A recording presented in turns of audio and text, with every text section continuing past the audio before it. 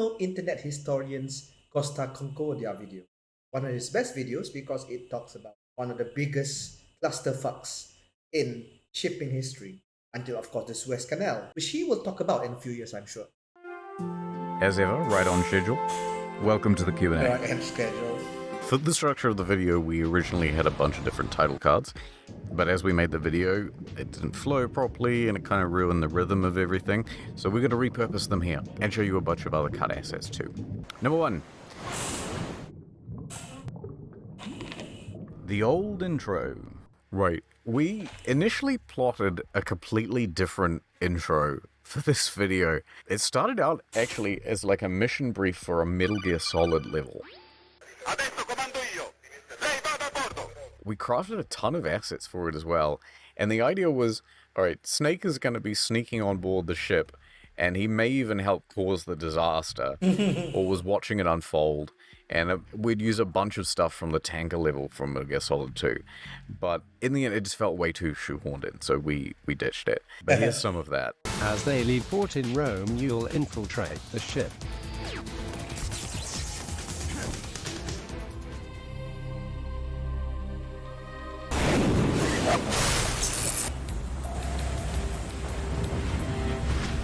We use a lot of text-to-speech because it actually saves having to record, re-record, then cut down the audio, recut the audio, put new stuff in, blah, blah, blah. So it's way easier just to do text-to-speech for a lot of this stuff. And then only when things are finalized and we need the timings, we do the real VO.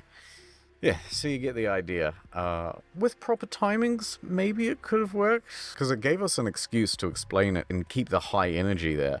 But then it started to fall apart, and the scope started blooming, where I was trying to turn Sir Morton into Olga. Yes, they are all planted. You will be on the helicopter out of here now. And then I realized, okay, this whole thing needs a revamp. So one of the editors was working on the outro scene, which was Titanic themed, and I sort of had a chat with the historian. Went, okay, what do we do? How do we fix this? And then we decided, look, let's just make the whole thing Titanic themed. And then all the rest just fell into place.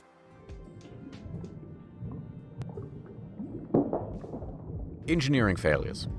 This is where things are going to get a little technical, but hopefully you guys like that stuff. So, the ship has these 6 massive diesel generators, and they produce electricity that's distributed all across the ship, right? And they're kept across 2 watertight compartments, and they're consecutive to each other here on the ship. The power goes from these 6 to a main distribution panel, which is then routed all over the ship where it's needed, and then a lot of that electricity is taken to these 2 electric motors, which then produce propulsion for the ship. There are also 3 separate motors at the back, which drive the rudder. Cool. Let's play out an emergency scenario. So your generators go down. What should happen is that the emergency power supply kicks on, which is powered by an emergency diesel generator. This thing is way smaller than these 6 big lads, right? It'll give you lighting, it'll give you comms, it'll give you crucial stuff, but you're not driving the ship with this thing. There's not enough power for that. When this emergency diesel generator kicks on, it also goes through an emergency power distribution panel. That's all good, it makes sense. You need this stuff to be on a completely separate circuit. There's also backup to the emergency as well, so if the emergency power supply fails, then there's a secondary system that runs solely on batteries, but that's even more limited, so it gives you some emergency lights and the comms, and not much more than that. There's a couple of other tertiary systems as well, for like the VDR and the radio, but we're not going to get into that. So that's the design, and let's get into what went wrong. When the ship crashed, water quickly flooded into 3 compartments. 2 of those compartments housed the 6 big generators, and then the 3rd housed the main electrical panel. This is a worst case scenario stuff. So, as designed, the emergency distribution panel kicks on, and it disconnected itself from the main panel to prevent damage. However, the damage was so extensive that it caused a circuit break between the emergency diesel generator and the emergency distribution panel. So the system detects this and it goes straight to the secondary backup, right? and it's essentially running off batteries. There's a lot of this scene that we had to cut out, but the engineers essentially are the real heroes of this story. They were constantly turning the emergency diesel generator on and off manually to bypass this circuit break. However, another problem. The emergency diesel generator's fan cooling system is damaged as well. So when it's turned on, it overheats. And without a proper heat exchange, the temperature just goes up and up and up to dangerous levels, goes to 100 degrees, the boiling point of water, and at that point you simply have to turn it off, otherwise the whole thing's going to break entirely or catch fire or worse. Right, so the engineers have to turn it on manually to bypass the circuit break, and they're doing it with a screwdriver while they're being surrounded by water, and they have to do it until the thing overheats, and then as soon as it overheats, they gotta turn it back off, or sometimes it'll turn itself back off. But you can force it to stay on with it by shoving a rag in there and not letting the screw turn back the other way, which is eventually what Pilon did. So I'll show some footage here and see all these white lights. That is all thanks to the engineers downstairs risking life and limb. If they don't have the emergency diesel generators running, then it's just emergency lights. It's like those, those little red lights, and you can't see a whole lot. Now you might think that, okay, if only we can get this EDG working, and if only we could limit the amount of water that's coming in, then surely there are like emergency water pumps on board that they can use to save the ship. But unfortunately not, and this is where you start to get into really bad design. These pumps are massive, and they require at least 3 of the 6 big engines in order to work. So they're effectively ruled out at the point of impact, so it's just not an option. Anyway, the engineers stayed down there as long as they could, turning the EDG on and off, meter deep in water, before finally they had to evacuate. This swing. I want to take a second crack at explaining this one because I think we might have rushed it. So, you're coming in at this angle, and you're actually going to miss the rocks with the bow of the ship. Good news. But because the ship is so long, the side is going to smack right into the ship. Like the back of the ship does not have the same sharp angle of turn, right? So Scatino was right in knowing that the ship should middle the rudder to prevent the swinging of the ship, and he ordered the rudder to middle as well. But then the helmsman, he misunderstood the order or panicked, or acted on his own, or, didn't understand Italian very well or English very well, and he just kept going, well, I'll turn away from the rock. Of course, I want to get away from the rock as far as possible. And so that's what caused the side of the ship to collide. And then the rest is as you know it. The media. The media got a ton of stuff wrong. Holy shit. A lot of it was just rampant speculation, especially as the news was unfolding.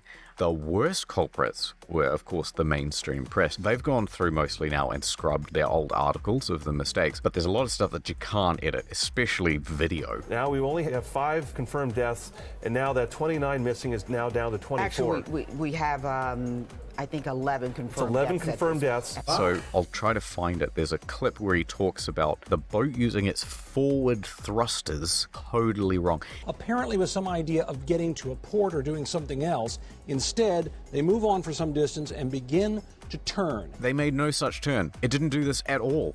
It goes all the way over here and then comes back.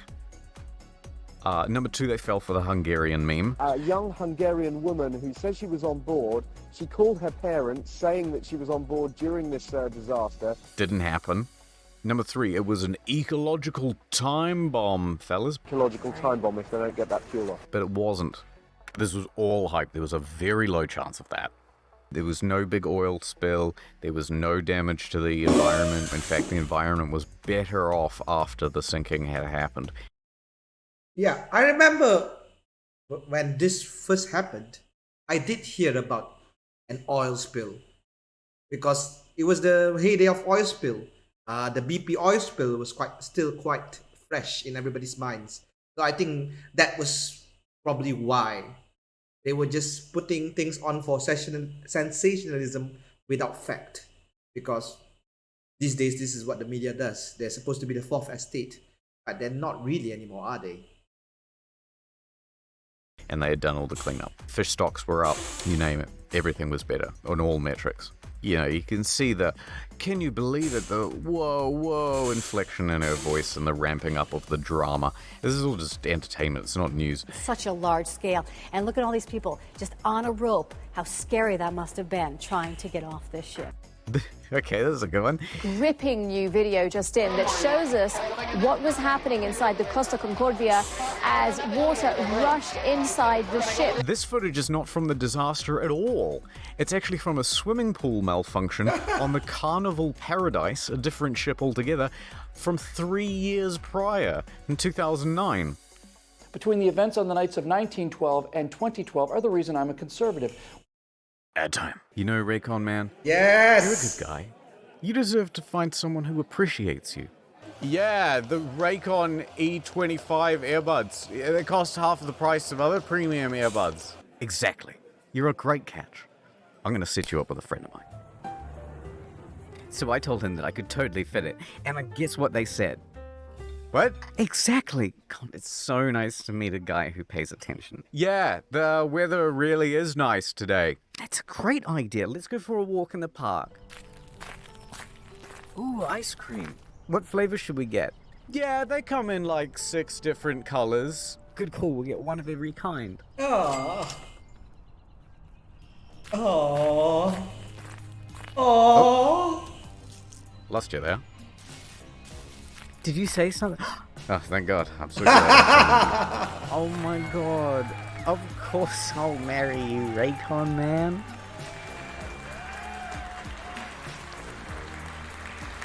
What? Do you, Rayconman, take this woman to be your lawfully wedded wife? I love weddings. Yeah, they have like super long battery life without needing to be recharged. Oh, I want to spend my long life with you too, Raycon man.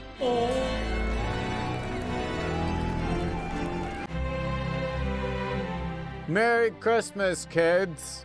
Wow, the new Raycon E25 everyday earbuds. Thanks, Dad. Oh my God, thanks, Dad. A puppy. Woof. I got you something special as well. Oh my God, my own pair of Raycons. Just what I wanted. How do they look? What? What? What? What? What? Ha ha ha. Merry Christmas, everyone. Go to buyraycon.com/incognito for 15% off the E25 everyday earbuds Raycon. And, I love weddings. Costa Concordia. Well, they've cleaned up their act quite a lot. After the disaster, the company was quick to bring in independent auditors. One thing we didn't touch on is that at the time, they had this protocol running that the safety procedures would be done within 24 hours of leaving port. And that sounds fine, but the problem is new passengers are coming on and off all the time, and Civitavecchia, which is the port they just left, is a major one. So most of the passengers were getting on there. And then between Civitavecchia and their next destination is where they had the crash. And because they were due to have the safety briefing in the morning the next day, you had, a few thousand people on board that had absolutely no idea what to do. So that's like, go to muster stations. What's a muster station? It's a bit like doing your safety procedures mid-flight instead of during takeoff. So that policy has since been changed, and now everyone has to do a safety briefing before or while leaving the port. Obviously. And pretty much every cruise line operates this way now too, which is good. They've also created a live monitoring system so that they can see where every ship is at any given moment. I don't know why there wasn't already like a GPS system that could see down to the inch where everyone was at all times. But hitherto there hadn't been. Chalk it up to maybe 2012 technology or something. But most cruise lines have this now too, but some still don't. Watch out. Along with that, they had some ecological reports commissioned. Despite CNN's blustering about an ecological crisis, Ecological time bombing. there was also some stuff in the report about injecting money into the local economy, over $1 billion. But, that stuff is kind of indirect and through the cleanup process. It's one of those statements you would call sort of factually correct, but not accurate. But overall, they did a pretty good job with the cleanup, and they showed a real willingness to improve things. Scatino's fate. Where is Scatino now? Prison. Well, he's still in jail. Yay. He was sentenced to 16 years, starting in 2017, and if some of his house arrest has contributed to time served, then he should be out by the year 2029, or earlier, with good behavior. There was a bit of confusion between whether it was 26 years or 16 years. It was 16. The prosecutors asked for 26. We should have been a bit more clear on that. But look, honestly, I wouldn't be surprised if he was released as early as next year. The Italian justice system seems to me to be very forgiving. That's why usually officers only get between 1 and 2 years each, and most likely none of them did any actual jail time. Scatino's previous accidents. This bit I felt a little bit bad about because it comes across as maybe a smidge dishonest. We didn't mean for it to be, but it's not always easy to give the audience the right impression when the pacing has to be so quick. First thing, we showed this picture to people, and I noticed in some reactions, people thought it was real. And came into court too fast and caused another collision. Holy shit. But if you're a bit more of an eagle-eyed viewer, you'll notice right there in the center of the screen is text that says that this isn't real, this is from the movie Speed 2. But I guess it just wasn't enough. I can understand how someone would actually overlook it, so whoops. There are no pictures that we could find from the incident, so that's what we used. From the 2010 incident, when Scatino was captaining the Costa Atlantica, not the Concordia, he crashed it into the Ada Blue when in port in Bearman, Germany. What? We jumped on this as a point of information, much like the press did, but it actually turns out that the Ada put out a press release that says something like the ramp was damaged and this is really not a big deal. So, you know, maybe both of those things were hyped a little bit. I mean, they both happened. But I think we probably put too much of an exclamation mark on it. La Veritas Semeas. What is this book about? Well, it's Scatino's attempt to exonerate himself from responsibility for what happened. He uses a lot of VDR data and court records to say, basically, look, hey, it's not all me, there's a shared responsibility here on the company and the officers. And there's some truth to that, and I think he should be able to defend himself, so if you're curious and you can read Italian, why not grab a copy? I also wanted to put out there that there's a couple of YouTube videos made by him, but I wasn't entirely sure whether to link people to this because I didn't want people going over there and just putting a bunch of spam and mean comments and stuff on in the comment section. That actually happened with Sir Morton's Instagram page when we used that as a prop, and you know, we don't really want that sort of stuff to happen, but I do think that he deserves a fair chance to have his say, so I'm going to put a link in the description, and I'd appreciate it if you'd all act in the very cool way that you do. Very Yeah, cool. right. That's not going to happen. That's not going to happen. The internet. That's not going to happen. The officers. What happened to them? Most of them are just keeping low profile and getting on with their lives. We actually managed to find Jacob Russley-Bin. I put a bounty out to find him and paid it too. But in the end, we decided not to post his personal information in the video. We had found it quite late in development as well. And when we were doing these action scenes, we didn't know what he looked like. People saying he looked like this is not him. People saying he looked like this is not him. Okay, I want to say something. Jacob Russley-Bin is Muslim. So the Bin would not be his last name. He might be Jacob bin Russley or Russley bin Jacob, but Bin would not be the last name. It's like Osama bin Laden. Calling him bin Laden means the son of Laden, when they should have called him Osama. So they should have called him Jacob. They should call him Jacob, obviously, but Russley bin, that doesn't make sense. That means Russley son of. Yeah, so that's just one thing that I would like to point out. If any of you are watching, could you please tell internet historian, please? Just because if he has future videos that talk about people of Muslim heritage, he might want to know that. People sending me photos of him all the time. You've all got it wrong. So instead we used Sims 3 head. And then later on we did find him, and then we decided not to swap out the heads. Because, you know, this video went out to more than 1 million people, and I just don't want a bunch of righteous actors going over there and fucking up his life. I don't like that. I see it on Twitter and I don't like it. Yep. Oh, God. Dominica Samort. Yeah, I got you. I got you on camera. Yes, I felt a little bit bad about this. She's been through the rung of the media quite a lot over the last few years, but I do have to show you this because I think it's very funny, although it'll probably get the video demonetized.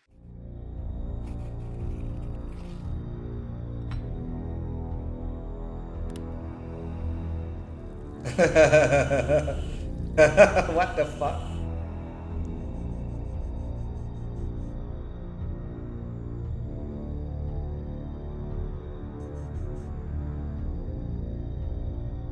What the fuck? Yo, what the fuck?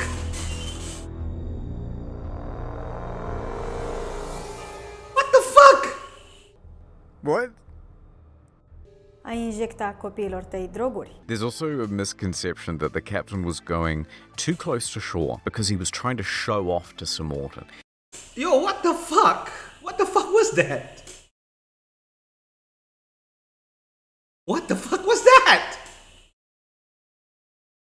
In fact, that is almost certainly not true, and it's much more likely that he was just trying to be nice to the maitre d'. He was trying to create like a special moment for him. So it was uncovered that the maitre d's sister lives on the island, and she was really excited to see her brother on the ship. And, you know, they were even Facebook posting about it and going, oh, you know, he's going to be here at this time and I'll be able to wave to him and he can see my house and it'll be so cool. And so, yeah, it seems like one of the reasons why they were getting so close is the captain was trying to do a nicety for the maitre d'. Now, this recreation scene, we had to cut a lot from it.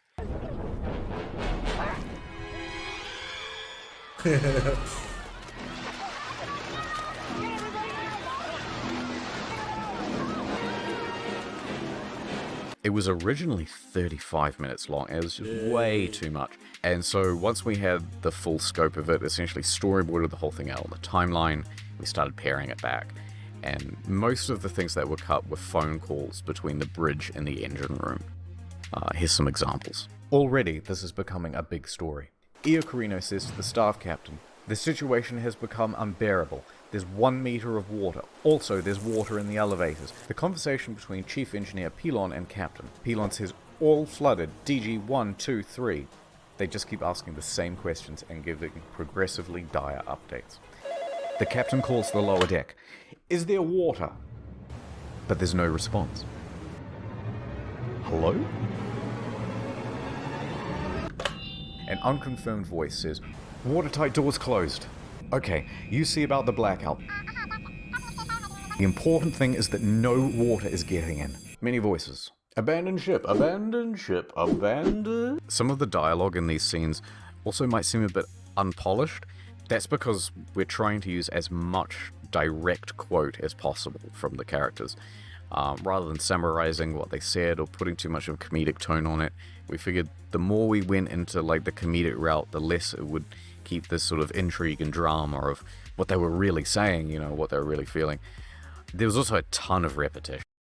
Okay, when it comes to comedy, this is what I learned from improv and theater. Less is more. Sometimes the more serious you are, the funnier it is. And, well, this is a clusterfuck that was already funny. So, yeah, it was good that they didn't go the fully comedic route. Like, the captain is constantly calling the lower decks for updates and just saying the same thing. Hey, is it flooded? Hey, is it getting worse? And then they're just going, no, the engines won't start. Yes, we're struggling with the emergency generator. And so it's a lot of pointless back and forth. We also cut some things that are confusing. So the captain first spoke to the harbour master in Civitavecchia, but he managed to smooth things over with them and he didn't speak to them again. But then it was afterwards that the phone call happened where the woman called her daughter, and then the daughter called the police, and the police called the Livorno harbour master, which then set off this chain of events with the Coast Guard. That felt like way too much in the weeds detail, and it was going to interrupt the flow, so we cut that initial phone call with Civitavecchia. As just a little more detail, there were 25 patrol boats that came in from Livorno, Civitavecchia, Rome, Oblia, Portoferrina, Porto Santo Stefano, Porto E. coli, and Talamone, involved with the Italian Federal Police, the State Police, the Carabinieri, the fire brigades, 8 helicopters from the Coast Guard, the Federal Police, even the Italian Navy and Air Force were involved, as well as 14 merchant vessels and 4 port tugboats. Massive operation, and it was all mostly under the competent directive of De Falco. Hero. De Falco's call. We cut this short because the section had gone on a bit too long, but these phone calls where De Falco puts Schettino on blast are hilarious. Here are the highlights. Pronto? Sono il comandante Schettino, comandante. Schettino? Sì. Ascolti Schettino.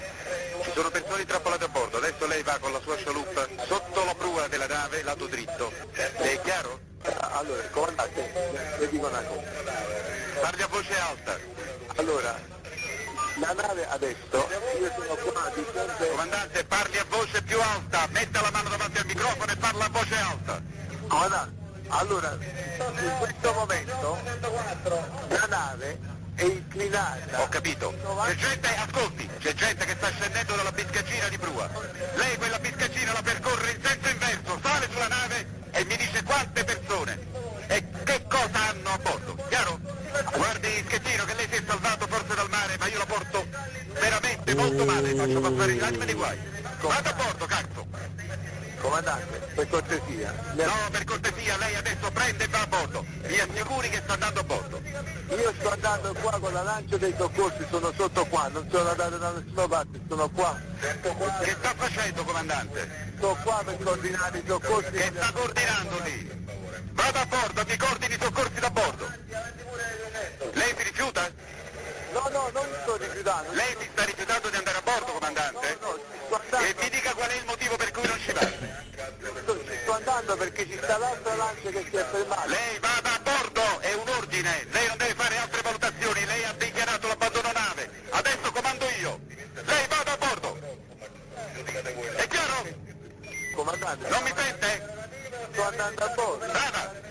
Ci sono già dei cadaveri, Schettino. Avanti. Quanti cadaveri ci sono? Non lo so, uno l'ho sentito. Me lo devi dire lei quanti ce ne sono, Cristo? Oh wow. Ma ti rende conto che è buio e che qua non vediamo niente? Fuck you! A casa, Schettino? È buio, vuole tornare a casa? Salga sulla prua della nave tramite la biscaccina e mi dica cosa si può fare, quante persone ci sono e che bisogno hanno. Ora! Based on the records from the Coast Guard, Schettino hid from authorities for most of the night. Early on, when the Coast Guard first arrived with a boat, they searched around for the captain and he was already gone. He had abandoned ship while there were still hundreds of people on board. So they report to command that the captain might be on shore, so they head there. They can't find him there, so they head back to the ship. De Falco then tells the Coast Guard to find him and drag his ass back on board. Someone from the Coast Guard then spots Schettino on the rocks near Point Gabbianara, and they inform the police, some of whom are down at the beach. So the police chief makes his way over there. He finds Schettino and tries to reason with him. Hey, come on, you gotta go back, you gotta get on a boat, you gotta go to the Coast Guard. Schettino refuses. Instead, he spends the next half hour or so just watching the rescue operation. It's pretty pathetic. The police captain gives up eventually, and then he returns to port. There is some speculation that the reason Schettino did this was because he was considering throwing himself off the rocks. At least that's what one of his officers said. It's hard to know if that's true. Probably is. It'd be understandable at that point. But from there, the police tell the Coast Guard what's happened. De Falco then calls Schettino's mobile and orders him back on board. Schettino claims that I'm going back on the Costa right now. But De Falco knows that's not true, because he knows where he is. He knows he's on the rocks over there. So De Falco tells Schettino that a Coast Guard boat is on its way to his location and you'd better be bloody well on board it. And then it arrives, Schettino refuses to board it, and they give up. Then some more time passes, and then they send another boat, and eventually he agrees to go. They take him to the shore, and he's interviewed by police, and you know the rest.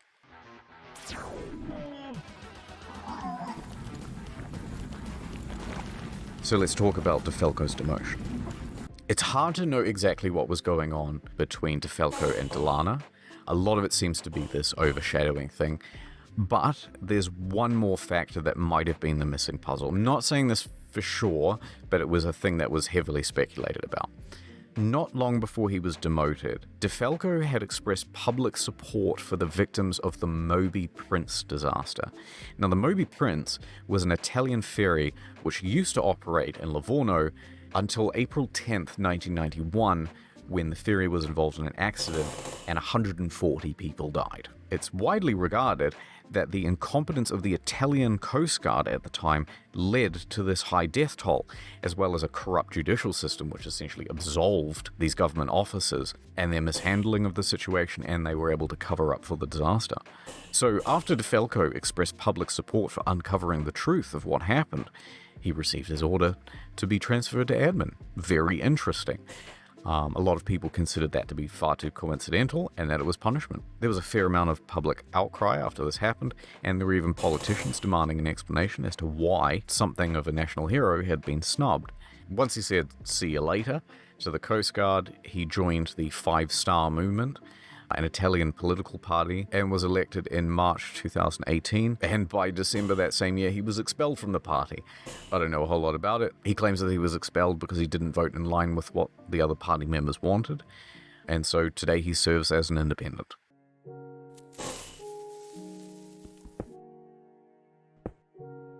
Devil's advocate. I want to put a little bit of balance in here. So, we've made some pretty heavy indictments on the captain and his character. He's cowardly, pathetic, but there's a little on the other side of the argument that also should be addressed. He was not the only one responsible for this crash. His staff were complacent and not following procedure. His helmsman went in the wrong direction multiple times. The ship had engineering failures like leaking watertight doors. The ship itself was doomed from the moment it hit the rocks. There was nothing he could have actually done to save it. However, the court kind of hand-waved a lot of this stuff, and to me it seems like they were going for a little bit of a PR trial. So for example, admitted into the witness testimony, Ciro Ambrosio claimed that Schettino never took the con, which means tells everyone that he's in charge. But that's not true at all. You can clearly hear it on the VDR. Schettino says it. He does, in fact, take the con. So we're not sure why he said that. We're not sure why it's there in the court record. But it sort of adds to this case of making the captain look worse. Ferrarini also told the court that he was very mad when he heard that the captain had lied to the harbour master and the Coast Guard, lying that it was only a blackout. But Ferrarini was doing practically exactly the same thing. He was keeping it quiet from the Coast Guard and hoping that they could fix the problem amongst themselves. Jacob Russley-Bin, who was a critical witness for Schettino's defense, just up and left the country. He was, after all, steering the ship at the time. I'd expect for his punishment to be 16 years in prison as well. But, you know.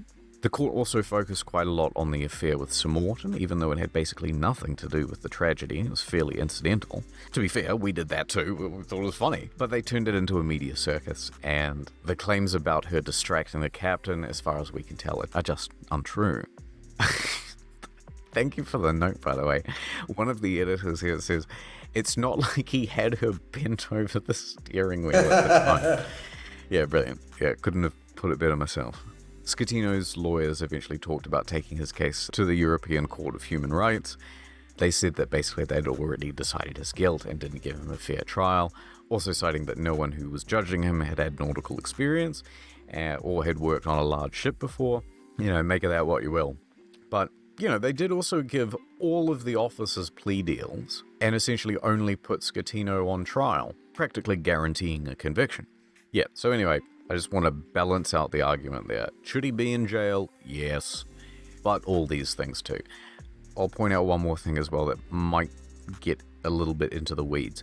Italy absolutely did not want cruising to stop. Costa Corporate got off with a little more than a slap on the wrist. It was a $1 million fine, and by the way, you better clean up your mess, was basically the extent of it. And okay, that bill added up to well over $1 billion once that was done, but there was no criminal punishment. And I think the reason that happened is because cruising matters a lot to the local economies. They were keen to see it running at full capacity once again, as soon as possible. So, with that in mind, perhaps some of the people over at HQ who should have been prosecuted were spared so that business could keep on chugging. But on the other side, you know, if you prosecute them, then you're actually punishing these local businesses and it starts getting complicated. It's better all handled through civil trials, and they did handle it through civil trials, so that makes sense. Also, I have to point out this clip, which is a straight up, what the heck are you talking about? Because, well, look for yourself. Ng mga 10:30, dumating po siya ng araw na yun, meron kasama ho siyang babae na hindi ko kilala.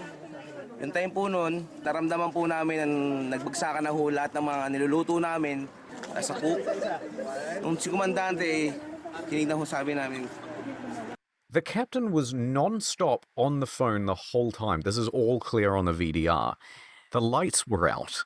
He didn't go back to dining. This is just categorically untrue. But, you know, the media will let anything go out. Island troubles. The Concordia had sunk right off the shores of Giglio, and it was very close to their port as well. And this effectively closed things for a while, and once it was reopened, it was only reopened to a reduced capacity.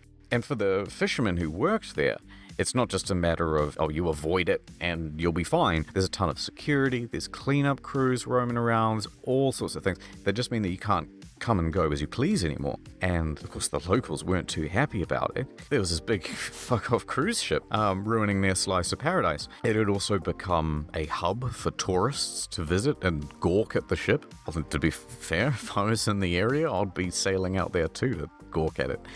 The island was filled with news reporters who would come to take photos and ask dumb questions in English. Buongiorno, buongiorno, el familiare avec scatino, you know. And also an endless stream of cleanup crews who were living on the island in temporary accommodation. And overall, it had most of them bothered. But for a contingency of people on the island, there was some good news too. A lot of the hotels and bars and restaurants typically closed for half the year when they couldn't get enough customers.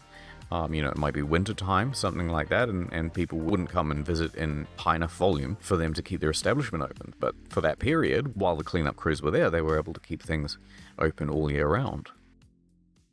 Renee and Renee. A very successful law firm based in New York, also operating in Hungary.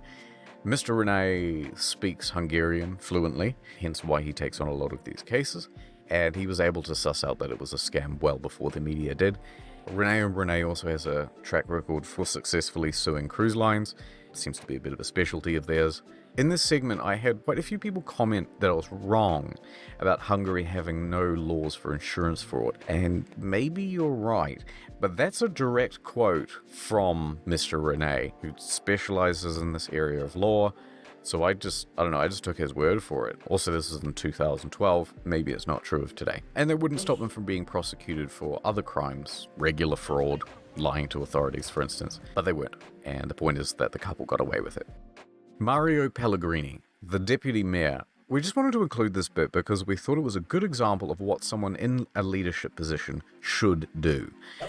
Instead of running away and hiding like the captain did, this guy immediately jumped on one of the boats returning to the Costa, and he went round helping passengers. We thought it was a very nice contrast.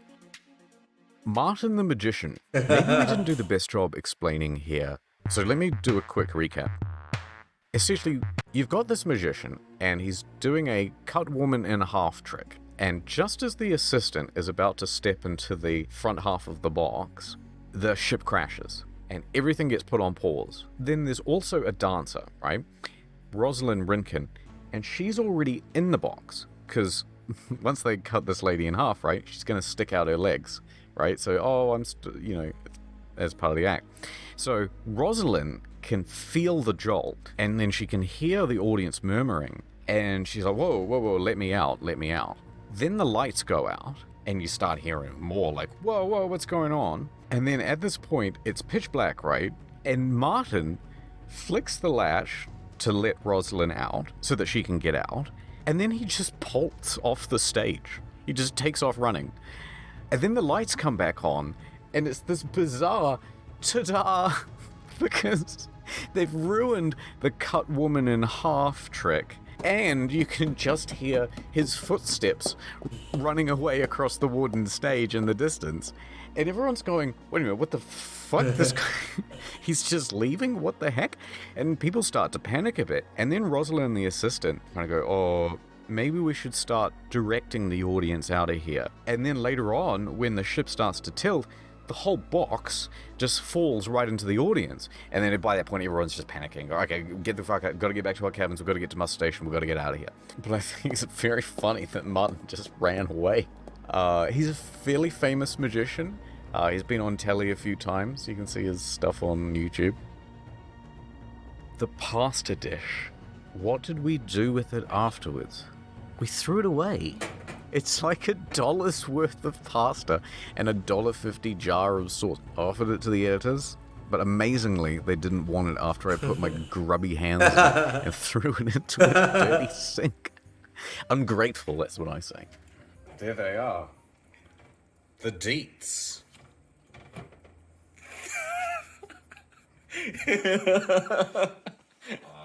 Also, this guy reviewed our video.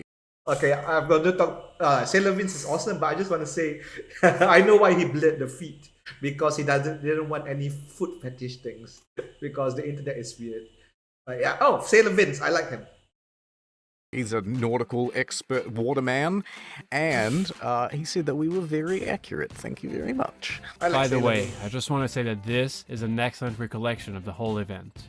What's up with Taiko Waititi stealing my fucking ideas for videos? What the fuck? No one was talking about Steve on it till I was. I wagered someone saw that, and then they just went, yeah, we'll have it. Thanks. I swear to God, if there's a montage scene in there where he like learns to become a pirate, I'm gonna be furious. I think that's everything. Oh, why it takes so long to do these videos, and why it took so long to get this Q&A done. There's a Q&A coming out next week on Incognito mode. Well, basically what happened was, after we missed that first deadline of a week, everything just got put on the back burner. It's like, alright, well, we didn't make it. There's actually other projects that need focus on. So we just started back on in the field, and we started working on more main channel stuff. Also, you know, this was expected to be a, hey, we'll do this off the cuff. It'll take 20 minutes. And then it's like of course, a 40-minute produced fucking edited video in the end.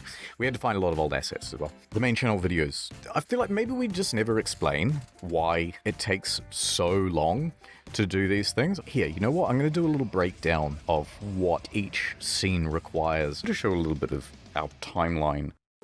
We've got all these different layers, so it's like asset on asset on asset on asset. Anything that's green is actually another layer of assets, and most things have green on them. So if I go into this, it's just more assets. So it's even more than it first looks. But let's go to something simple, which is like the opening scene. So in this opening shot, it sort of consists of 3 layers. There is a video underneath, and that's playing of the ocean. And then on top of that, we've photoshopped out a railing. So we would have to take this from somewhere and then essentially cut everything out so that it's a transparent PNG, and then you can still see the background behind it. And then you've got Harold, and you know, so he looks like this, and then we've essentially just put a head on a body that we've also cut out. So that's, you know, 3 layers, and then we'll have that playing, and then on top of that we will have a nested sequence, and then the nested sequence will have a bunch of effects in it. So for example, yeah, this is how editing is. If any of you don't edit, if you're not content creators, like for example, just this morning I posted a video about Formula 1. And even the thumbnail, I had to do something like that. So, and my videos are not extreme videos like people like him, right? With extremely good editing and a whole bunch of teams. So yeah, of course it's going to take forever to even create a Q&A, whereas a real video. So yeah, I stopped complaining about him taking forever to make videos. Stop it. the opacity's increasing there, and there is a position and a zoom on that as well. So this sort of stuff might take 15-20 minutes to put together, something like that, you know, with all the cutting out and all that sort of stuff. And then that becomes, how long? 2 seconds to 9 seconds. And this is quite a long shot. You know, most of these shots aren't this long. So that becomes, and then there's script and VO on top of that. And this is like the 80th version of the script. And then music goes underneath that. So you can see how it all sort of adds up to take quite a long time. Then that gets taken over by 2 cross dissolves, and then one of those is a nest, and then it's in the, I'm not sure why that's so many layers. Oh, it's his eye. Okay, so we've got to make the eyes move. Each of these eyes has to kind of move independently. And then he stays completely stationary, but then he's put into a nest, and then that nest is zooming. It gives it this feeling of being a little more lifelike. Then we've got the background of the ship, and so we've just added a separate position and zoom, and then we've added a blurring effect to give a sense of depth. Then that does a dip to white, and then that comes in with some regular footage. That fades into more footage overlaid, and then in comes Harold again. So the opacity increases, there's a zoom function, and then this is a combination of a few different assets. So we've got just the head, and then we've got this second face here, and then it just fades one into the other. And then you take this nest, and then sound effect is added underneath. So yeah, it's quite simple stuff. There's just a lot of it. But once you start getting over here to these sort of action scenes, you can see that it becomes quite a lot. You know, let's take it from 5 minutes 30, so 11 shots over the course of 30 seconds. So that means there's a shot on average about once every 3 seconds. And then you sort of scale that out to a 40-odd minute video. You know, let's say our average shot probably isn't about 3 seconds. Might be something close to about 4 seconds. That's 15 per minute. So that's 570 individual shots. And then within each shot, you know, you might have 1, 2, 3, 4, okay, 10. So that's 14, and then 15, 6, these are sound effects. 16, 17, 18, 19, 20. So you might have 20 assets. I'm not sure if that's particularly typical. So you might be talking about roughly 11,000 assets over the course of the video. I think if I look at the video files themselves, there'll be a lot of redundancy in here as well.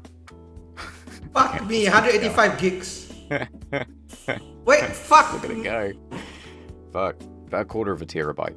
So there's 50,000 files in here, and you can just really click anywhere and, you know, go bin 1, whatever, and it's all just like collected, cut out assets. Like every one of these has been like Photoshop, and there's just like thousands of them. And so that's why things take so long. Just because, you know, we're not filming anything. We're just constructing everything pretty much from scratch. We're just, you know, we're just sort of taking existing assets and we're altering them.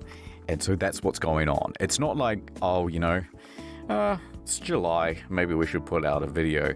Before we have even put out Costa Concordia, we were already working on the next video. We don't want the quality to go down. It sucks that they're not out more often. If I could be pulling out one a week, I would. I don't want the quality to go down either. Like, I look at the newest videos and I think, and not just me, but, you know, like as a team, we're quite proud of them. We could start going back to doing 5-minute videos. But honestly, I just don't think they're as interesting because you can't go as in-depth. So the structure will go very much like, so some people did a thing and then it went badly, the end. By the way, that video that we put out is actually not rendered at all. We couldn't make it render.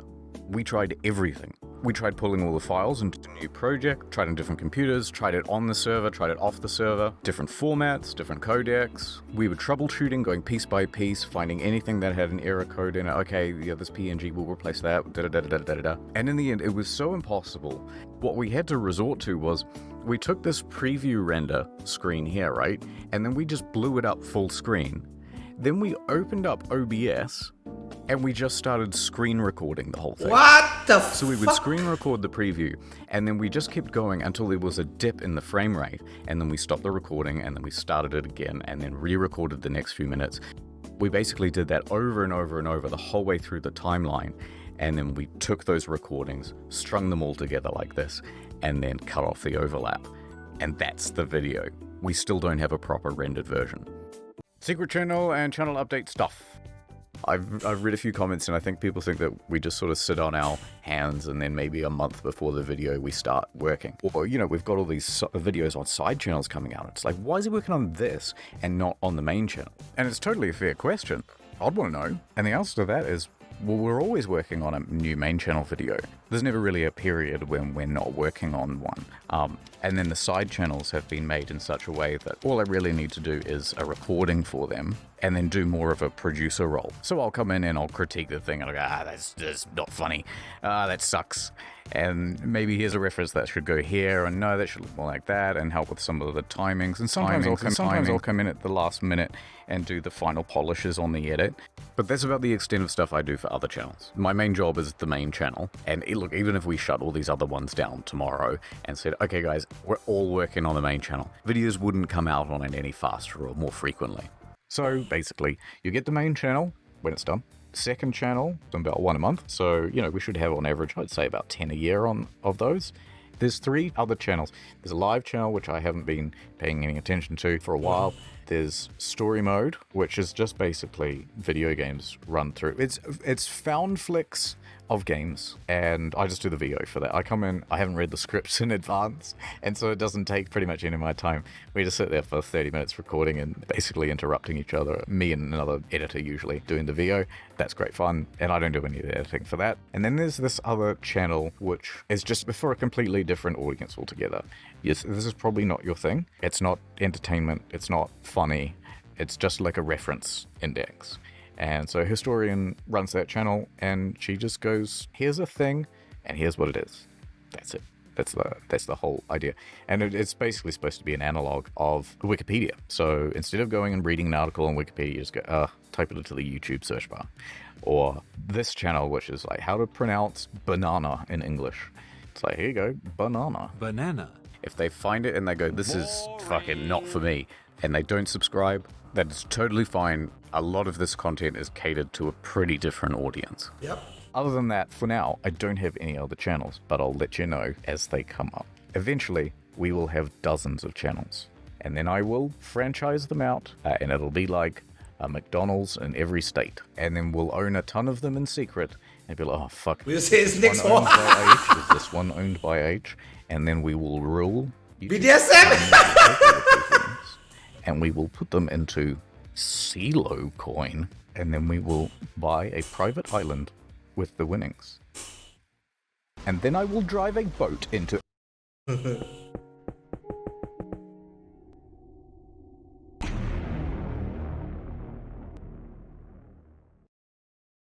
Amazing.